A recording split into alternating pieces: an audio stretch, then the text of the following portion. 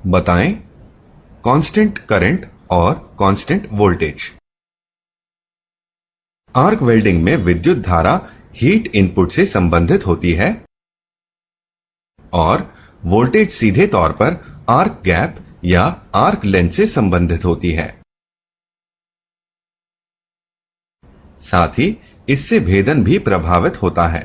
Arc gap में होने वाले परिवर्तन के कारण वोल्टेज में उतार चढ़ाव आता है और इससे आर्क का निर्माण भी प्रभावित होता है। साथ ही इससे भेदन भी प्रभावित होता है। आर्क गैप में होने वाले परिवर्तन के कारण वोल्टेज में उतार चढ़ाव आता है और इससे आर्क का निर्माण भी प्रभावित होता है।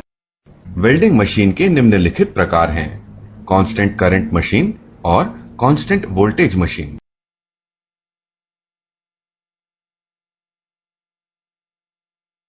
Constant current welding machine arc length बदलने पर वोल्टेज में उतार चढ़ाव होने पर भी करंट को अपेक्षतया एक समान रखती है।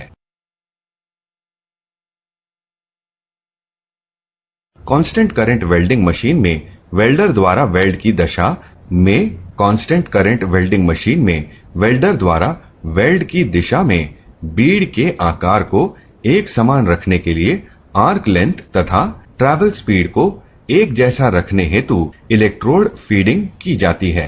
इसलिए मैनुअल वेल्डिंग प्रक्रिया में एक जैसा आर्क बनाए रखना संभव नहीं होता, क्योंकि इसका संचलन मैनुअल रूप से होता है। ये मशीनें अपेक्षतया करंट को एक समान रखती हैं।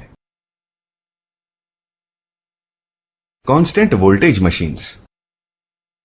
कांस्टेंट वोल्टेज मशीन्स ये मशीनें वोल्टेज को एक समान लेकिन करंट में भिन्नता बनाए रखती है। कांस्टेंट वोल्टेज मशीन में आर्क लेंथ एक स्वचालित वायर फीड द्वारा एक समान रखा जाता है। वेल्डर को बस टॉर्च को वेल्ड की दशा में घुमाना होता है। एक समान वोल्टेज के कारण आर्क लेंथ एक जैसा रहता है। एक समान आर्क लेंथ हीट इनपुट व करंट को बदलने नहीं देता।